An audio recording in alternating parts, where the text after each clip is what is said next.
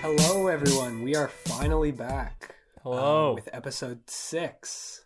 I am back here with Jack. It is Monday, May 13th, official Kawhi Leonard Day in Toronto, Ontario.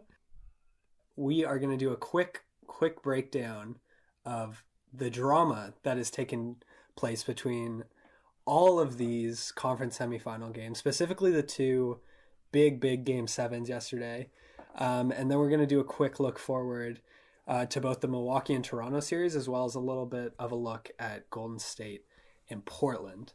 But yeah, we've been gone for a while. Jack, how have you been? I've been good. I moved into a new place in Ottawa, so that's exciting. I didn't have Wi-Fi for a couple days, so at the local bar with Wi-Fi, I was being heckled by some drunk guys during the day and was known as the laptop kid, which wasn't great. These were people that were watching the Ottawa 67s junior hockey team on TV in the middle of the day, so it didn't feel great to have that that label thrust upon me by the lower brass of society, but you know, I had to do what I had to do. And I refer to you as that. I'm actually a tech guy now, though, because I installed my own router, which is I don't have a big cord for Very it. So nice. actually, I don't know if it's a router or a modem. I don't know the difference, but it's just kind of hanging out of the wall. Like, I don't have a big cord, so there's just a whatever it's called, just hanging out of the bottom of a windowsill with a cord. Awesome. With a power cord like coming out of it into the wall. So that's where my life's at and right now. As far as a house, like, that's all new, but you've been a worldly traveler as well, right? Yes. So I went Past to few Cuba weeks. right after I wrote my last exam on my undergrad, and then after that I went to Vancouver for a little bit with my girlfriend for her dad's birthday, and that was amazing. Vancouver is literally the most beautiful city I've ever been to. Like, it is substantially better looking than every other Canadian city, I would imagine. So yeah. You've never been to Winnipeg. Well, I mean, who am I to slander the great city of Winnipeg? That's awesome. Yeah. As far as me, I have literally just been sitting in Toronto. The weather's the same as the last time we recorded this podcast, Nice. which is wonderful. But we do have basketball to keep us warm in these cold days. And we had some great games. So we're going to go to what everyone wants to hear about. Yeah. Semifinal game 7, Toronto wins 92-90 on the back of Kawhi Leonard. He had 41 points, and of course the biggest shot I can ever remember from a Toronto Raptor. I think pretty much consensus it's the biggest shot ever. We can talk about that a little bit later. But Jack, as far as this entire game, it was a big defensive game, which I think people are sort of discounting. A lot of the series sort of hinged on which team could get more stops, I thought, and a lot of shots just weren't falling for both teams. People will look to poor shooting, as the Sixers shot 33% from 3 and the Raps shot 30 over the series. Terrible numbers from both sides, but I think that has a lot to do with the D. As far as the defense, maybe where I want to start is with Gasol. Like, how do you think he did against Embiid just throughout the series, and especially in Game 7? So I think something about Gasol I noticed right away when he came to the Raptors, and I definitely noticed yesterday during the game, is that he's just so disciplined. When he closes out, he runs up and then he stutter steps, so he's able to get his footing back when he's on his heels when he goes backwards. So that was a big thing with him. Embiid, he fakes the 3, but Gasol's able to stay with him down to the post. And then this is something that when I was playing basketball was big, and why people always fouled and was something that coaches always yell at you. It's just stay straight up, hands straight up in the air. Gasol just lets Embiid bang off his chest and then just takes that contact and has sound fundamental defense. And he's been doing this the whole series, and sometimes Embiid gets the best of him. But for this one especially, I thought that the job he did on Embiid was great, and he limited Embiid massively. I think Embiid only had like 20 points. Is that right? I don't have Embiid's stats in front of me. In Game 7? Yeah. Game 7, Embiid had 21. 21. Yeah. Okay. But he was 6 for 18 over the game. And I think, as far as I saw, I didn't see a single moment. I think Nick Nurse was matching Gasol's minute for minute, the entire game. So Yeah. Gasol was on pretty much Embiid the entire game, and really stifled him. And like we've talked about a couple times before, it is that sort of IQ player. As he is an older center, I thought it was interesting how he did a lot of what he was able to do on the defensive end has less to do about his physical attributes, as he's shorter than Embiid. Obviously, he's one of the tallest players in the league. Embiid is, but just his positioning was so good, and like as you said, Embiid beat him a lot. But the fact that he was able to do his best, I guess I would say, like when it mattered, he was in front of him was huge. Other than him, I want to ask you about Siakam as well, because I thought Siakam had a bit of a weird series. I don't know if you noticed this as well, but game 6, he did it a lot less in game 7. But Siakam was taking these weird, like, above the break threes, which he hasn't really been doing. And I think that has a little bit to do with both Harris and Butler closing out when he's in the corner for the threes throughout the entire series. But he was taking these really long threes, and he was missing, like, I want to say, like, most of them. I didn't see him sink a single one. I'm sure he sunk a few of them. But with a young player like Siakam, do you expect him to bounce back? Obviously, I would like him to bounce back, but I'm sort of worried that he'll be more of a non-factor, or at least to the same level as he was this series against Milwaukee. Yeah, so something I noticed was that, well, all season, Siakam's game is corner threes. He shoots a very high percentage from the corner. And then it's also the pump fake from the rest of the arc, and then drive in, spin move, footwork, whatever he gets, or a high post up, or a low post up. Like, those are his main moves. And it's really hard with the Sixers when you have a defensive player of the year candidate standing in the paint, and then you have Jimmy Butler and Tobias Harris closing out on you.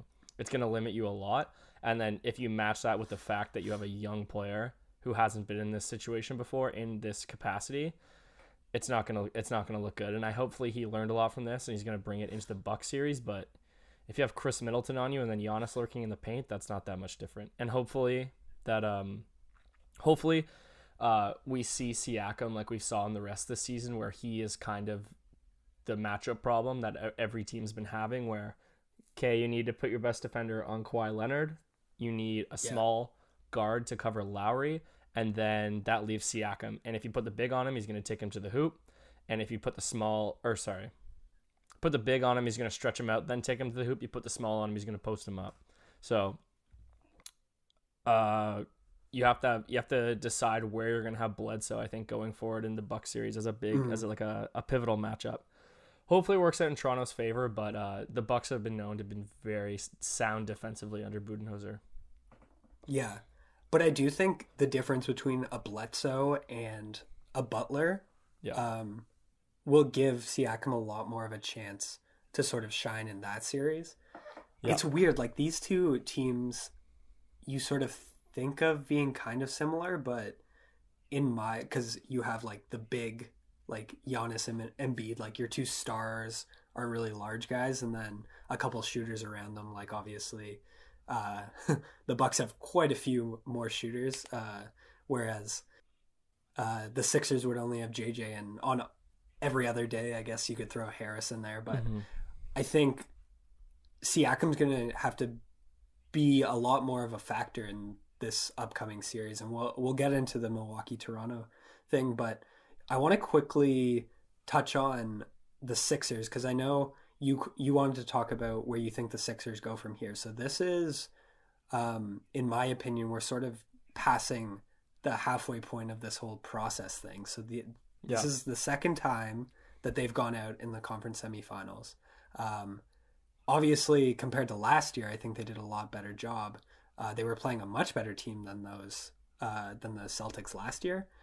Even though both series went to 6, there's been a lot of rumors about Brett Brown losing his job. I personally think that would be a silly thing to do to fire him. I don't know who they plan on bringing in. A lot of these bigger coaches have already been signed.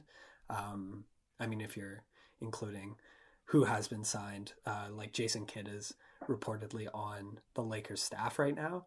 But where do you think the Sixers go from here? Do they run it back? Do they have to make a change? Where's Butler going?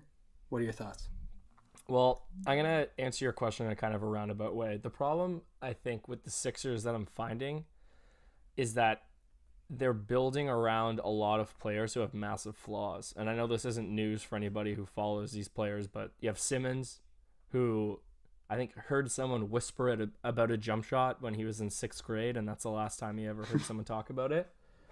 Yeah. And then you have a guy like Embiid, who you can't use to close in the final 10 minutes. I mean, this is someone who took one shot attempt in the final 4 minutes and had one bucket in the final 7. So when you have your best player who can't be your closer, how are you supposed to build around this young core? And going forward, like you need a guy like Jimmy Butler or maybe Tobias Harris who can close a game out for you. But it's going to be hard. Like, can you get those pieces if you trade someone like Simmons or do a sign-in trade with Tobias Harris or JJ or Butler? Because those are all pieces that you can lose. But Yeah. I think what I'm getting at here is that you have to build around a guy like Embiid. Credit to the Dunked On podcast. Embiid led the playoffs. He was plus 90 in the whole second round. He had the highest plus minus when he was on the court, and they lost that series. That is crazy. This is a guy who impacts on both sides, and you need to get a team that complements him. Some complementary pieces are guys like JJ who can stretch the floor out and let Embiid work. Non-complementary pieces are guys like Ben Simmons who do not thrive in the half court, which is where Embiid puts up a lot of his numbers, and a guy who can't stretch the floor out for Embiid when he's in the half court. So it's going to be difficult for the Sixers going forward. And I think, sorry, not to ramble here, but something I saw about this game was that as a Raptors fan, I feared that this was the pivotal moment. Like, after this game would be the first time in about 6 years that the Raptors were going to start walking backwards. Despite the rounds we went, pretty much over the last 5 years, we've just been going up and up and up. Our potential is getting higher.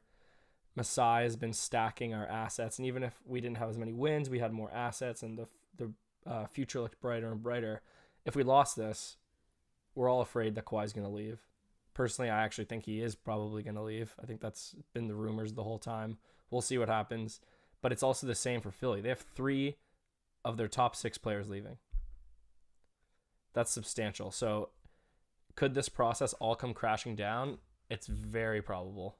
I would say they're most likely going to take a step back next year unless they make some really savvy offseason moves. Yeah. I do think Simmons, I know he's younger, but he reminds me a lot, as far as his trade stock of DeMar, he just has these huge glaring problems that teams don't want to bring into a team because the entire way you build your team would have to revolve around Simmons. You need someone like an Embiid, but Embiid needs to be better at shooting threes for Simmons to have the space. And it just doesn't make sense for him to play point guard. I still, for the life of me, do not understand how you can have no jump shot whatsoever in the NBA in 2019. It doesn't make sense to me. And he's a great player, but I think there's absolutely no chance that they get like dollar for dollar value out of him if they try to trade him. But yeah, I mean, it's going to be an interesting offseason for them. Like, obviously, Embiid staying. I would expect them to retain JJ as well. I don't think he's going anywhere. And then the big questions are obviously Butler. And then if a Simmons move does happen, where they go from there. And Brett Brown as well. I really don't think they should get rid of Brett Brown. I think he's done a great job. He's been there the entire time. So, yeah. Okay, it was a hell of a series. A couple things. The first thing is that I understand your comparison, but unlike DeMar, Ben Simmons has not shown that he can get better or even wants to get better. DeMar scrapped and clawed his way first to become a better ball handler and kind of prove the critics wrong, and then next to kind of work on his three in that season 2 years ago or last year, I suppose, when people said that he needed to start shooting threes, and he did both those things for his team. Simmons hasn't shown that at all. That's a reason why I think the Sixers are fucked. The second reason I think the Sixers are fucked is because JJ Redick is looking for more years and more money than I think the Sixers are going to be willing to offer him, considering what they need. I think a young team like Denver, who we'll get to in a sec, would be an amazing place for JJ. I think he has a ton of options. I mean, he is the number one skill teams want right now, which is marksman level 3-point shooting. So if they can retain JJ, it's going to cost them a lot, because I believe in his first year he played for them, he did 1 year $25 million, and this year he's 17 or something like that. And I think he's going to want to get up in years, especially because I know on his podcast he said how he would love to stay on Philly. He loves the team, but he's looking for kind of what do you say, consistency in his contract, and he's not going to get many more of these high level contracts, so he needs to make sure that he's not going to get younger either. No, he's not going to get younger, and a lot of his game depends on running around screens continuously. He probably runs like 10 miles a game. Arbitrary number, don't fact check that, but yeah. Amazing. Obviously the shot happened. I don't think we have to get into that. Let's get into that a little bit. I will. No. Wait. I do. There's a section coming up. It's coming up later. Okay. I'm gonna ask you. Okay. I'll save it, but just a little. You need to let me. A shoot. Little teaser for you. You gotta let me. But you're shoot. gonna have a. I will give you ample time to respond on that. But the shot is coming, but just not now. Okay. But let's move on to Blazers Nuggets. Okay.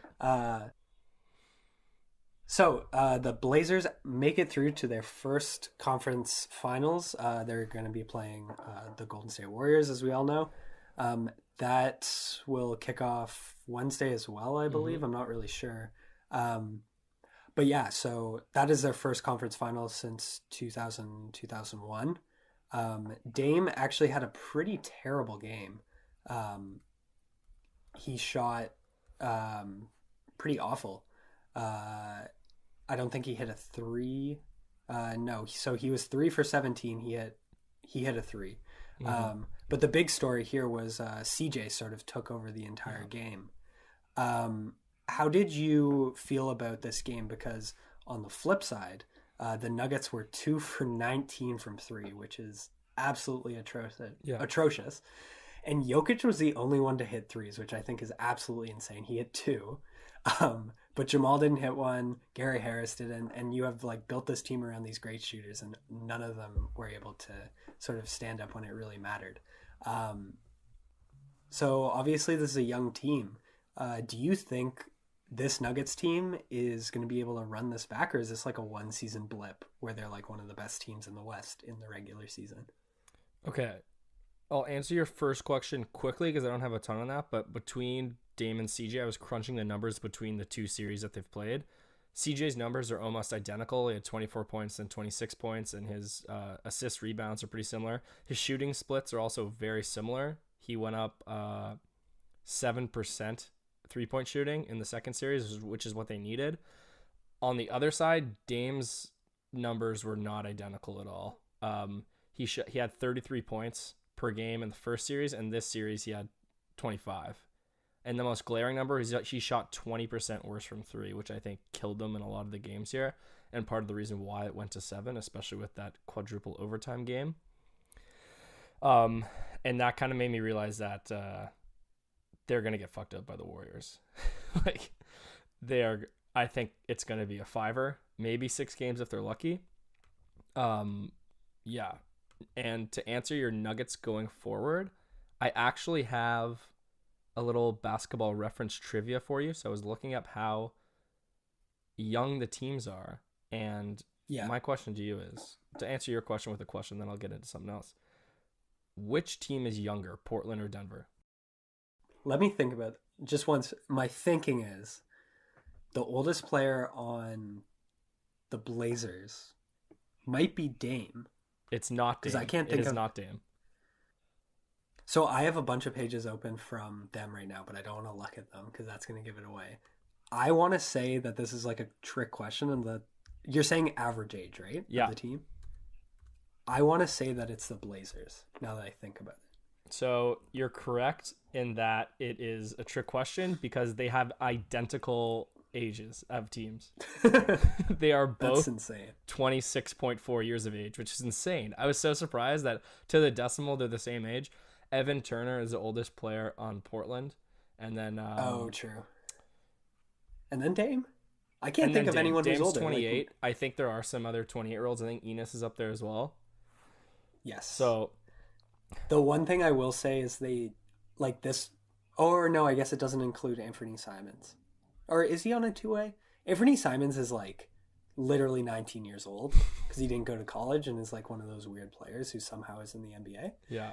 But like looking at the rest of the team, like Myers Leonard, Zach Collins, Mo Harkless, CJ are all in their 20s. Nurk. But then on the other side, okay, Nurk's one of those guys who's like, I know he's 25, but he looks like he's like 38. He has the lungs of a 45-year-old. He smoked cigarettes at the NBA draft. Yeah. I'm like not surprised by that at all. And like, oh my God, like I love the guy and like I'm glad that that's how he acts and I think it really fits him. Yeah.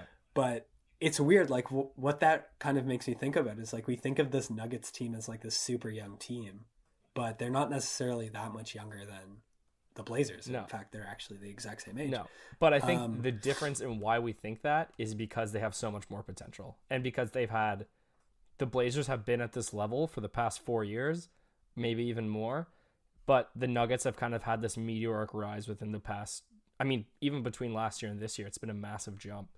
And I think from 9 to 2, that's massive, especially in this Western Conference. Absolutely, that is huge. Excuse me. The biggest reason for that obviously has been Jokic. Sorry, for the Nuggets has been Jokic. I'm gonna run over some insane stats for you. Are you ready? Okay. In the regular season, he averaged 30 minutes. In the playoffs, he averaged 40. So with that 40 minutes, you're expecting his percentages to go down with more shots, his turnovers to go up, and his stats will go up a lot, but the efficiency will go down. The opposite happened. So in the regular season, he shot 50 from the field, 30 from 3, and 82% from the line.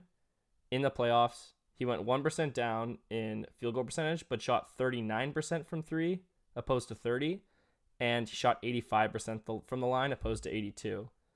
In turnovers, he had 2.6 turnovers instead of 3 in the regular season, and he averaged 5 more points, one more assist, and 2 more rebounds, and he was top 5 in plus minus in the playoffs so far.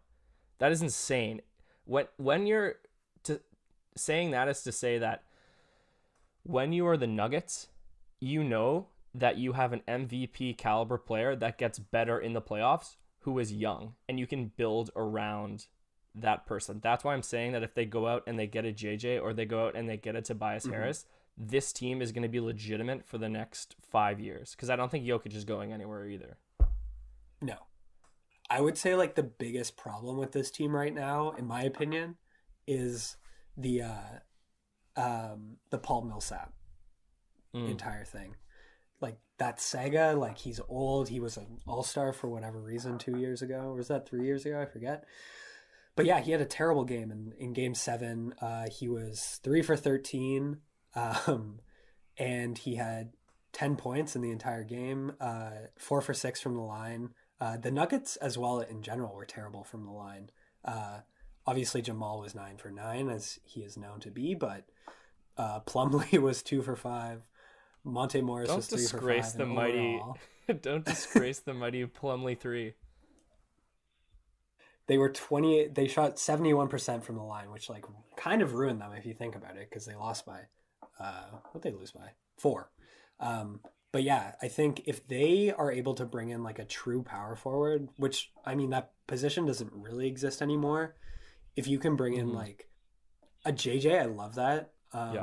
Like I want to say like a Pascal Siakam sort of power forward would make sense. No thanks. Like, obviously, no thanks. He's not going to the fucking I'm good. Nuggets, but a player like that. Well, I have one really in mind actually. who played on the same team as Paul Millsap when he was an All-Star. Was that in Atlanta? Atlanta, it was, yeah. Right? Oh. Do you know what I'm saying? I can't think. Al Horford. True. Al Horford, despite having a that would be weird, don't you think? I don't think Al so Horford at all. I think Al Horford, despite having Jokic? like, there's no team that you wouldn't want Al Horford on. You can't no one looks at Al Horford like, no, not a good fit. Like he passes too much. He can shoot threes, plays great sound defense. We're good. Like, despite him having a $30 million contract option, which he may exercise, but I think he may also try and go for the long-term money, similar to JJ.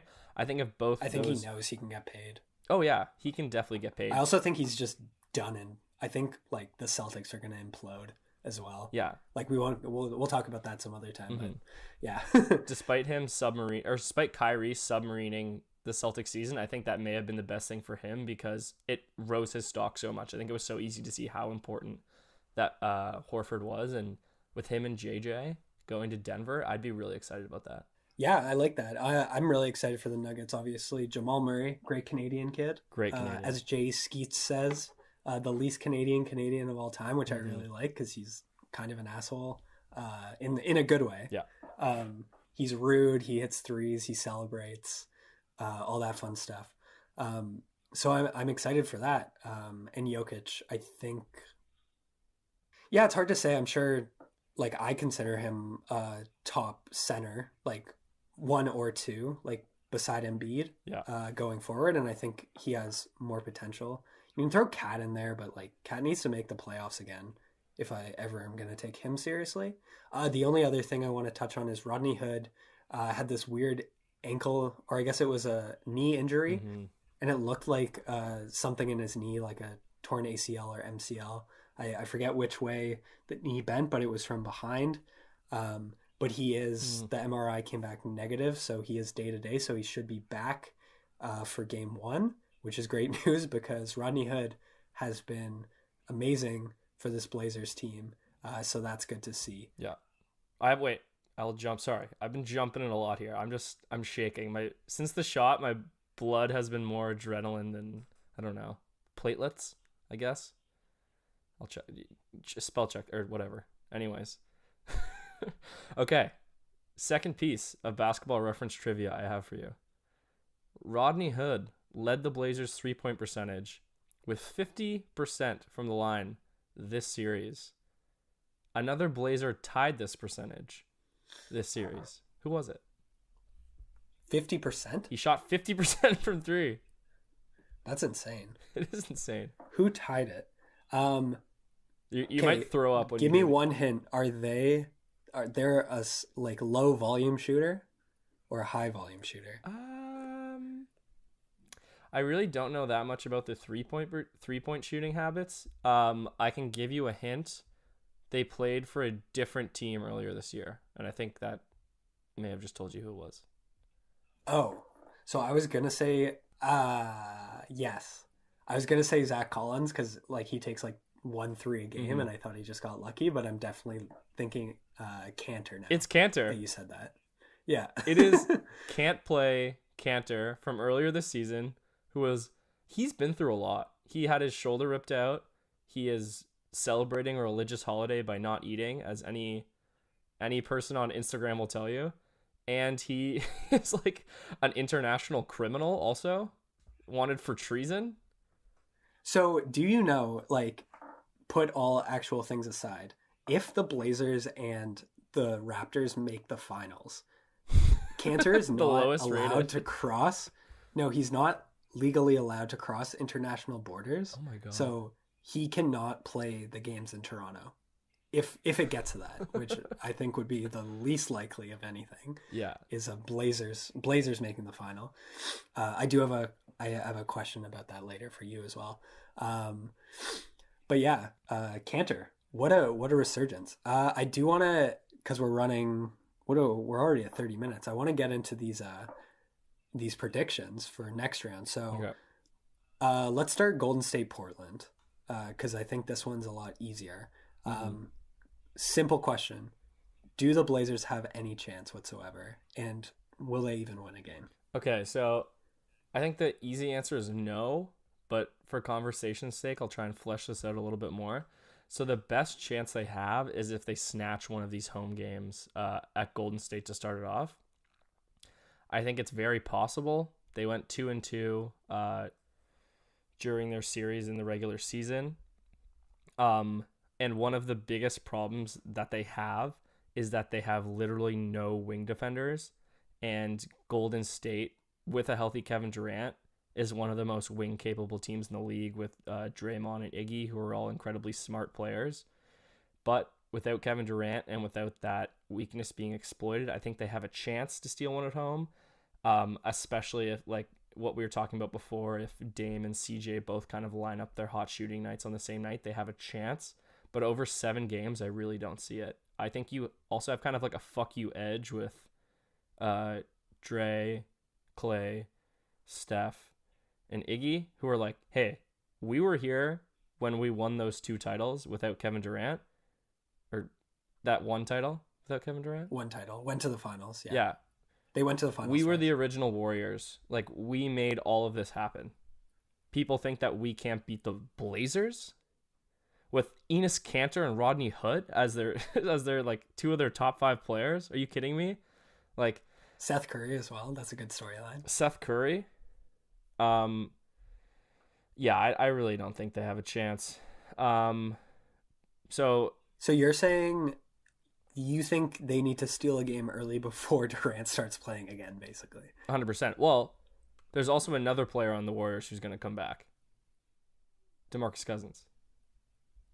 Is that happening? I don't believe that. I heard reports. So KD's going to be out. I heard reports as well. KD is going to be out 2 games, and then there's been murmurs about DeMarcus, but let's say DeMarcus comes back for a game 5 with KD at the same time.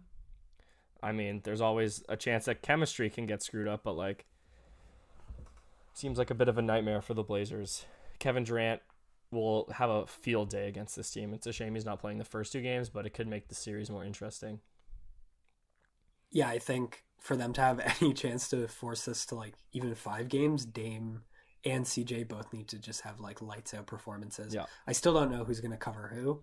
Like, who do you have? Like, the backcourt's whatever. They're just going to shoot. Yeah. There's no defense on either side except for Clay. But I don't know like who they plan on like stopping. Like, who's going to stop Draymond from driving? Who's going to stop Iguodala from driving?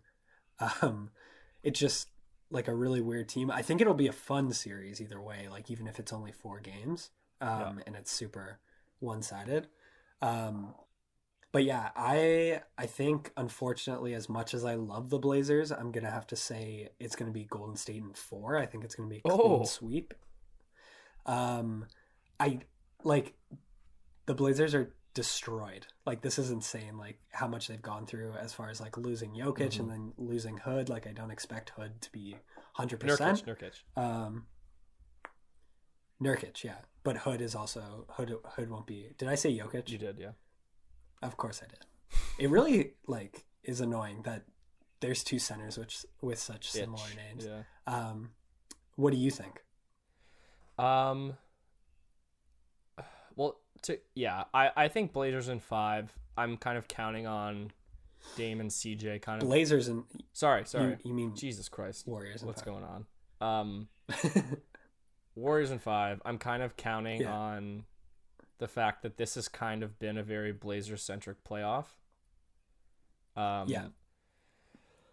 So, yeah, I think what's weird is that the Blazers have had these losses and they've kind of had this adversity, and we don't talk about them the way that we talk about the Nuggets. And I got into a little bit how that's mostly about Jokic and the promise there. But Portland, as I said, is a very young team. I think that they have a bunch of upside, and I think that this run, if they get a couple games on the Warriors, and I think they'll get 2 max, could land them a free agent in the offseason because they'll have money. Is CJ a free agent? I am not sure. We'll do a big free agency pod. Yeah. But yeah, I think it is interesting because they're coming off. All the 16 contracts are expiring, so they're going to get off the Myers-Leonard contract, which is frankly awful. regardless of how he's been okay, but he's not worth the money. So that'll be good, and that'll clear up some space for sure. But yeah, I think 4 or 5 at most, like as far as I could see. But yeah, let's jump into the more interesting one, in my opinion, the Milwaukee-Toronto series. Yes. I just quickly, in your opinion, I have some takes on this, but I want to hear from you first. What does Toronto need to do to win this series? Because I think it can go either way. Okay. But what are the things you're going to be looking for them to beat the Bucks? All right, so I recently saw the movie Avengers Endgame, which is great. I loved it. Do you have a bunch of spoilers you want to give No to spoilers. Our listeners? No, this is a spoiler-free environment, and you are safe to listen. But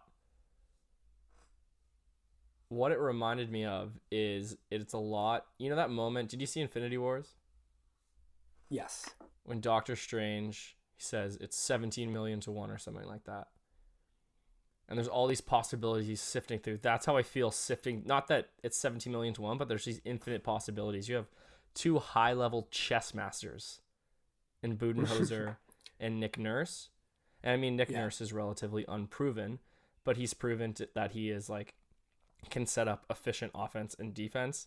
And he can make like in-game. Yes. I mean, not so much in the Sixers, but he can tinker in games. Yes. And he has been able to do that in the past. And you have 2 teams which are extremely versatile, extremely modern teams.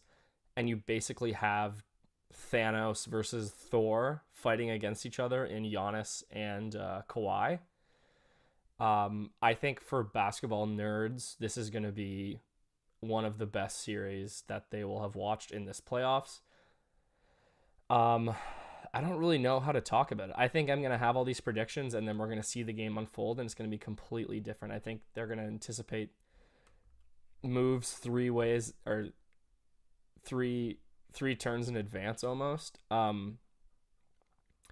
will say that in this series, we're going to see whether or not either of these teams has a chance against the Warriors. And I know that that's a very redundant thing to say, because obviously if you win, you get to play the Warriors. But I think especially for the Bucks, they haven't been really tested yet. They played a dysfunctional Celtics, which kind of just crumbled. And then they played just the ghost of Blake Griffin in the other round.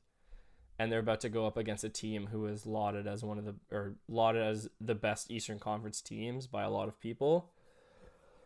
And I don't know, is that enough jargon? I don't know what else to say. Yeah, no, I think that makes sense, because if you compare that to the Sixers, like the Sixers, I don't think anyone would argue we're the 3rd best team in the East this year. Yeah. I mean, they were literally the 3rd team. If you're not in Boston, I think they are far and away better than Boston.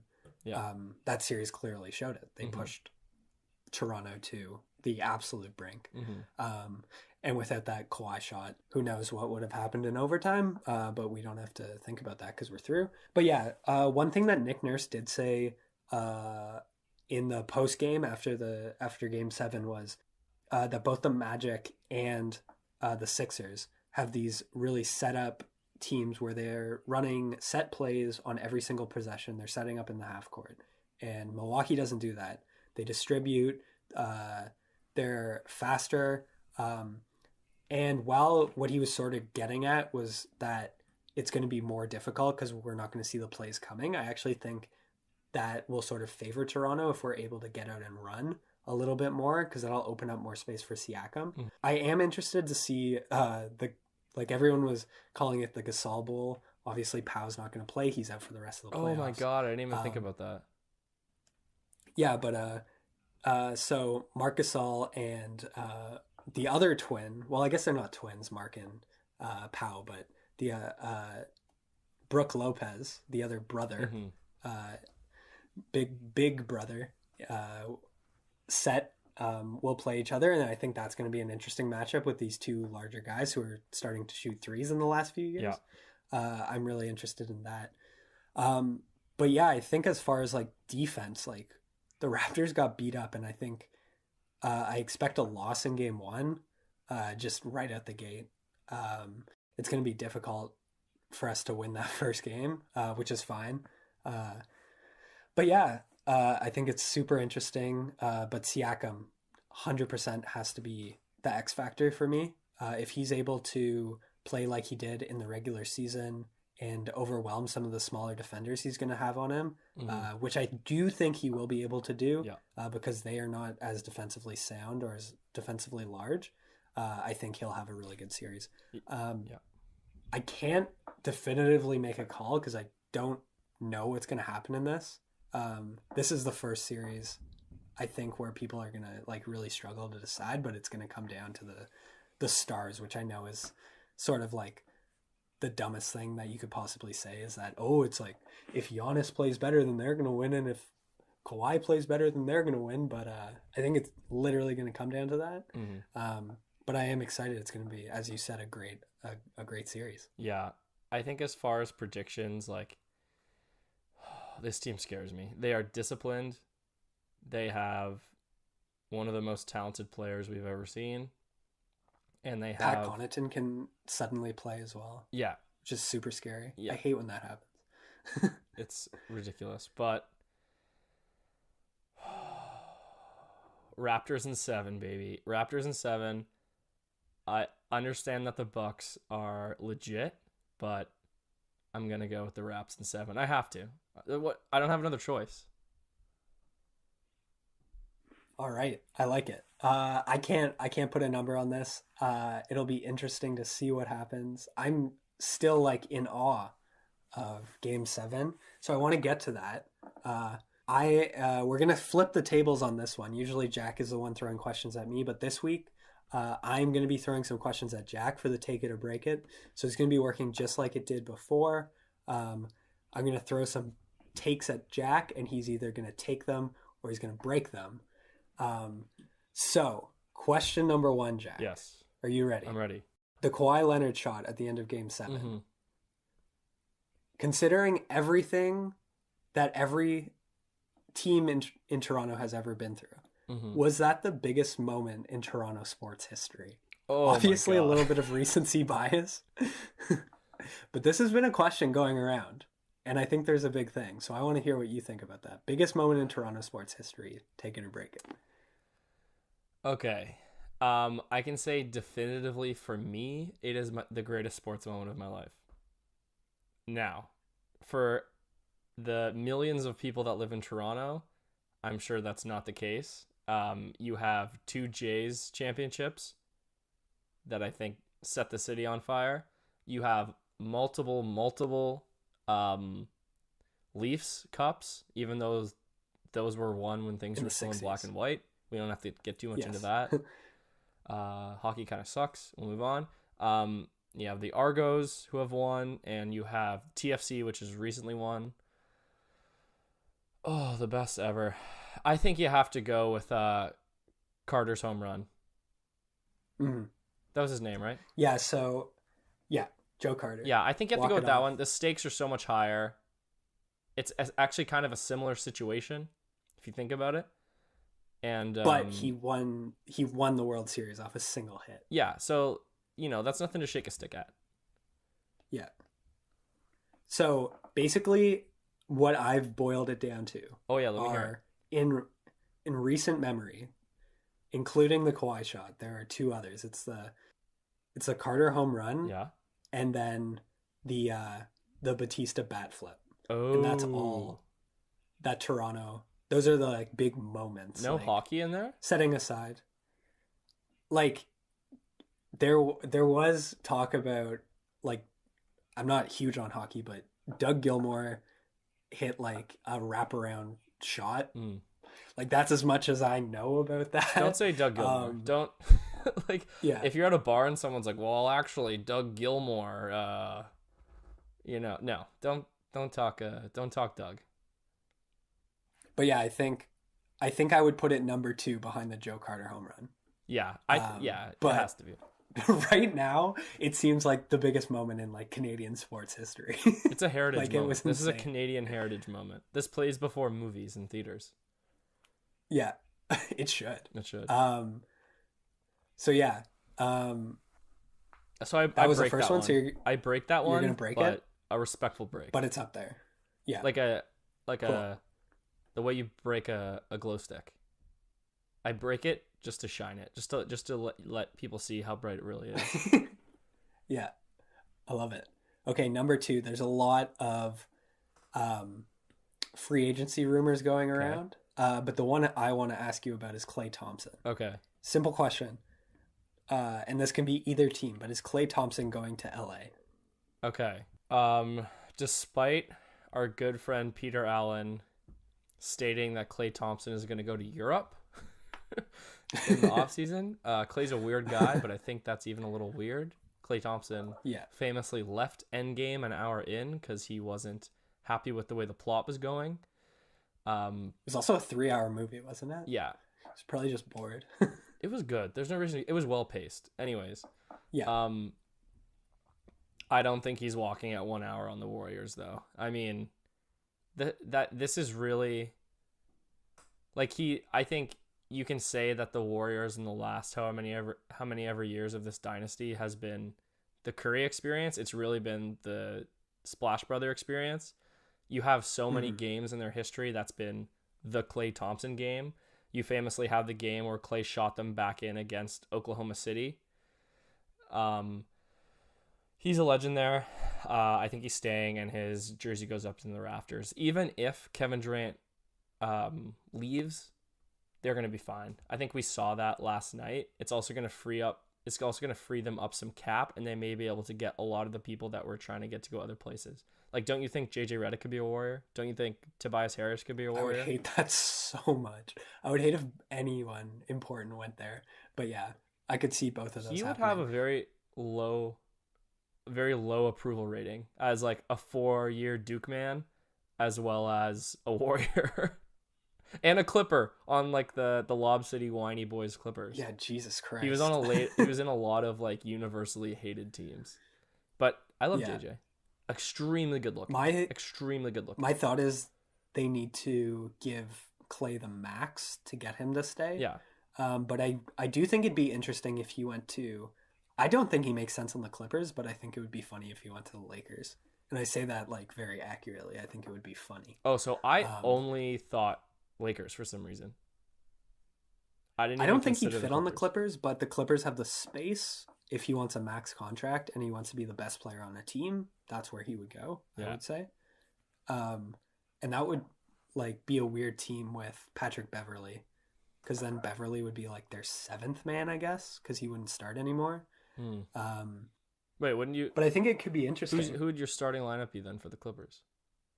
I think they starting Gilgeous-Alexander at the 1, and then assuming Klay goes there, Klay at the 2, and then I can't even think of their roster right now.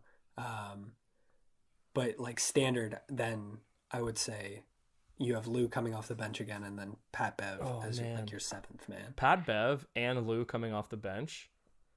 I pray for any like second lineup units. That is absolutely terrifying. It's like 2 teams as well. It's like crazy. Lou, who is just absolutely dripping in sauce at all times, and Patrick Beverley, who is just like slurping up the sauce, like eating everything in sight, just devouring whole planets while he plays. All right. So yes, Klay, you're gonna break that. He's not going to LA. Yeah, that's a disrespectful break. That's like the kid who's wearing a sleeveless cotton shirt and basketball shorts in like your grade 7 class, breaking a ruler on the desk and swearing at the teacher, who like sells cigarettes as well. Like that's that type of break. That's a disrespectful, I get hit at home type of break. Jesus Christ. I'm just saying, it's a big break. He's staying. That's a like very vivid metaphor. I never got hit by a ruler when I was young. Never. All right. Next question. 538, the ESPN data website from Nate Silver. They have this like probabilities chart, and they just updated it for the conference finals. They currently are listing the Blazers, despite being one of the final 4 teams, as having less than a 1% chance of winning the NBA finals as one of the 4 teams. Less than 1% chance. Is that accurate? Yes. I think that is accurate. I think that is insane though, right? That they're listing it at this, and this is a like computer that's doing this, right? Like this isn't people just like coming up with arbitrary numbers. Like a computer has taken all the stats, they've looked at everything and been like, listen, I just don't think there's a chance. Run the numbers again. Yeah. No, I think that is accurate. Like, what is their percent chance of winning the series against the Warriors? Like, probably in the 10%, right? If not less. Yeah, they have an 11% chance of making the finals. Called it. So then the percent is stacked upon that. So within that 10%, when they get through, they probably have an additional, I don't know, 30% chance of beating one of the other teams. Yeah. So, like, those two stacked upon each other, I probably didn't do the numbers right, though, but it's dismal. Like, I think if it's not just below, it is right around there. Yeah.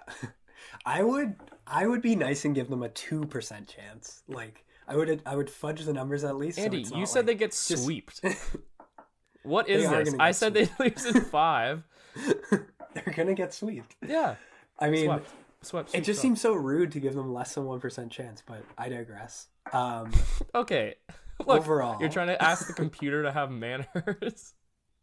Yeah, that I guess is a big problem. But yeah, that is all I had for you. Okay, So you think that's accurate? That's a take it? Pardon? Yo, that's a take. That's a take, yeah. Okay. I have one more piece of basketball reference trivia that I had in the holster. Okay. This is Raptors themed. Who played the fewest minutes for the Raptors in the playoffs? Did they have to play? So everyone that has played more than 1 minute. Who has played the fewest? Okay. In the playoffs so far? Yeah. It has to be Jeremy Lin, right? You are correct. And then Eric Moreland, I would say, is second. Yeah, it's Moreland second. Yeah. Which is crazy. I mean, that makes sense. Like, he came into this team and he was just abysmal. Yeah. Remember all the hype around him? What a weird time. I think it's the Toronto Asian bump. There is a vibrant Asian community, which is foundational to Toronto's identity and has given him a little bit of a bump. I hope we keep him on as like a 14th man. Me too. I just like having him there. I like his reactions on the bench.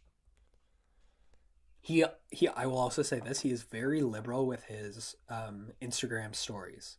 What does that mean? If you follow him on Instagram, he's like posting stories of like eating dinner with like the team. Aww. And just like funny things, it's a good like follow. Behind the scenes stuff.